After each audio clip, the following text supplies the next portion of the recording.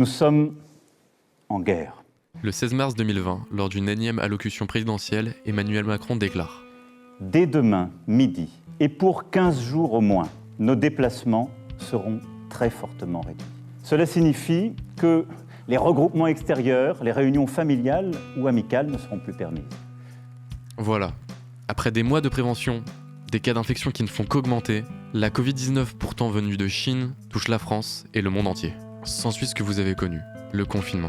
Alors isolé, parfois seul, sans contact, la solitude a donc rejoint le quotidien d'une grande partie des Français. Mais alors comment y remédier ? Comment garder un lien social et passer son temps lors de ces longues journées enfermées ?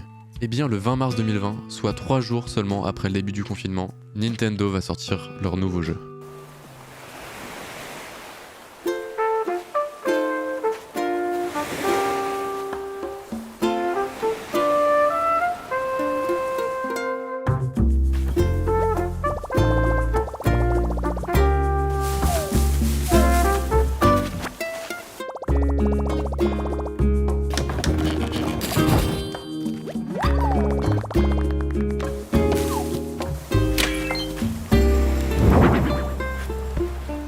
Mais d'où vient cette licence ? Parfois, partir de chez soi, ça peut faire mal. Et en dehors de cette crise, ça peut arriver à beaucoup de monde.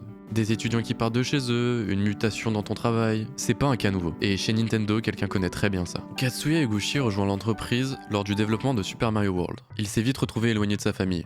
Ressentant alors les mêmes symptômes que la plupart des gens pendant le confinement, il se lança dans le développement d'un nouveau jeu, Dobutsu no Mori. 64自分の部屋が欲しいの。ちょっと早いかな。動物の森に君だけの部屋を作ろう。家具を揃えたりおしゃれをしたり。さあ何から始める？任天堂64動物の森。あなたも住んでみる？ Car oui, après avoir rejoint Nintendo, il lui fallait un moyen pour garder cette proximité qu'il avait avec sa famille. Mais alors comment ? Un monde de pixels pour recommencer sa vie de zéro ? Exactement. Tout a commencé comme un projet pour le 64DD. Puis nous avons trouvé le concept d'un jeu où l'on traîne et où l'on fait des trucs avec un tas de gens sur un même terrain. Ensuite, petit à petit, nous avons commencé à trouver d'autres idées. Et Animal Crossing est vraiment juste l'assemblage de tous ces différents éléments. Le but du jeu est simple. Un village virtuel où passer le temps et créer des liens sociaux avec des villageois. Il veut se sentir chez lui, même s'il est loin. Alors son concept va casser les codes du jeu vidéo. Pas de combat, pas de fin, et grâce au 64DD, un cycle de jeu lié à l'heure réelle et la possibilité de rejoindre ses amis en ligne. L'une de nos premières propositions était de faire un jeu qui ne ressemble à rien de ce qui a existé auparavant. Nous essayons consciemment de créer quelque chose appartenant à un nouveau genre, qu'on ne pouvait pas facilement réduire à une seule étiquette. Mais en réalité, il faut bien inscrire le genre sur l'emballage pour le vendre en magasin. Or, nous n'y avons pas pensé du tout. C'était du genre, qu'est-ce qu'on doit écrire ? Je n'en ai aucune idée. Mais malheureusement, dès sa commercialisation, le 64DD n'a pas eu le succès escompté. Avec des retards accumulés et des fonctionnalités devenues quasiment mainstream, son échec commercial va empêcher l'exportation de l'appareil. Le jeu va malheureusement sortir qu'au Japon, et certaines des fonctionnalités phares vont être supprimées.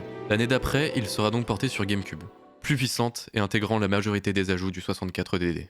Et grâce à cette console, le jeu va être exporté dans le monde entier. Cette nouvelle licence, différente de toutes les autres, va directement être un carton. Voici ce qui se passe quand 4 amis choisissent de déménager dans un jeu vidéo Au milieu d'un village peuplé d'animaux, où tout se déroule en temps réel comme dans la vraie vie. Animal Crossing sur Nintendo GameCube. Rapportant un vent de fraîcheur dans le paysage vidéoludique, à contresens des jeux de la même époque, l'aspect posé du jeu a convaincu le public. L'opus suivant sur DS apporte davantage de contenu. La portabilité de l'appareil correspond plus au gameplay et au but principal, se retrouver chez soi, même quand on est éloigné. On y apporte la visite des villages de ses amis déjà imaginés lors de la genèse du projet, un système de météo réaliste et une plus grande personnalisation de ton village ou même de ton personnage. Puis sur Wii, l'ajout d'une ville en dehors de la nôtre. Elle va centraliser toutes les boutiques et va servir de capitale. Sur 3DS, on n'est plus un simple habitant, on devient le maire du village. Le jeu nous donne plus de responsabilités, ce qui nous apporte du nouveau contenu. Des projets publics comme des ponts ou des bancs, pour customiser encore plus notre fief. Des mini-jeux et une personnalisation en dehors de notre village. Mais malheureusement, après ça, la série va se perdre un peu. Un spin-off sur la décoration intérieure et un jeu mobile qui vont fortement restreindre le gameplay. L'essence de la série est bafouée. On n'échange que peu avec les habitants et c'est tout l'aspect social qui est mis de côté. Les fans ne s'y retrouvent plus. Et ça va engendrer une baisse des ventes. 3,5 millions de ventes pour Happy Home Designer contre les 13 millions de l'opus précédent. Mais alors, comment raviver la flamme de la série ?